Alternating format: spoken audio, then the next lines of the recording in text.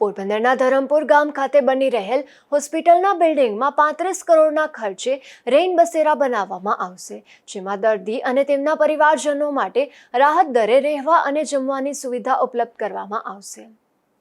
પોરબંદરની ભાવસીજી સરકારી હોસ્પિટલનું નવું બિલ્ડિંગનું ધરમપુર ખાતે નિર્માણ કરવામાં આવી રહ્યું છે. આ બિલ્ડિંગ આગામી દિવસોમાં તૈયાર થઈ હોસ્પિટલને ત્યાં શિફ્ટ કરવામાં આવશે. ત્યારે આ હોસ્પિટલમાં સારવાર ખાતે આવતા દર્દીઓ માટે 35 કરોડના ખર્ચે અન્ય સંસ્થાના સહયોગથી રેઇન બસેરા બનાવવામાં આવશે, જેમાં દર્દીઓ અને તેમના પરિવારજનો માટે રહેવા અને જમવાની રાહત દરે સેવા ઉપલબ્ધ કરવામાં આવશે. હું ડૉક્ટર ગૌરવ અંબાણી, તબીબી અધિક્ષક જીએમઈ ભાવસીજી હોસ્પિટલ પોરબંદર. થોડી માહિતી મારે તમારી સાથે શેર કરવાની હતી વિશ્રામ ગૃહ વિશે. આપણે જે ધરમપુર ખાતે હોસ્પિટલ બને છે, જ્યાં ઓલરેડી કોલેજ ચાલુ છે, સ્ટુડન્ટ ત્યાં બધા ભણે છે, ત્યાં હોસ્પિટલ લગભગ આ ડિસેમ્બરના અંતમાં આ વર્ષમાં બની જશે. એની સાથે સાથે દર્દીઓના સગાઓની સુવિધા માટે ત્યાં વિશ્રામ ગૃહ બનવાનો એક અપ્રુવલ આવી ગયું છે આપણી પાસે, અને એને આપણે કન્ફર્મ કર્યું છે કે સેવાદાન આરોગ્ય ફાઉન્ડેશન એ બનાવીને પીપીપી મોડલ ઉપર આપશે.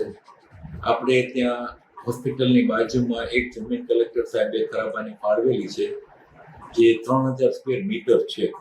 એની ઉપર 3 માળનું એક બિલ્ડિંગ બને છે, જે વિશ્રામ ગૃહ તરીકે વપરાશે, જેની અંદર રહેવા ખાવા પીવાની સગાઓને ફેસિલિટી મળશે અને ખૂબ જ વ્યાજબી દરે પીપીપી મોડલ છે એટલે એ લોકો ઓફર કરશે. એવા આજે સમાચાર છે જે હું આપને જણાવું છું.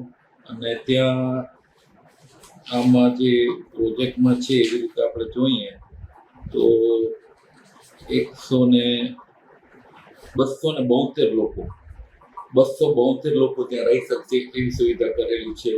અમુક ડોરમેટરી છે, અમુક રૂમ છે, શેરિંગ બેઝિસ ઉપર નોન એસી એસી બંને ટાઈપના રૂમ એ લોકોએ અવેલેબલ કરવાના છે.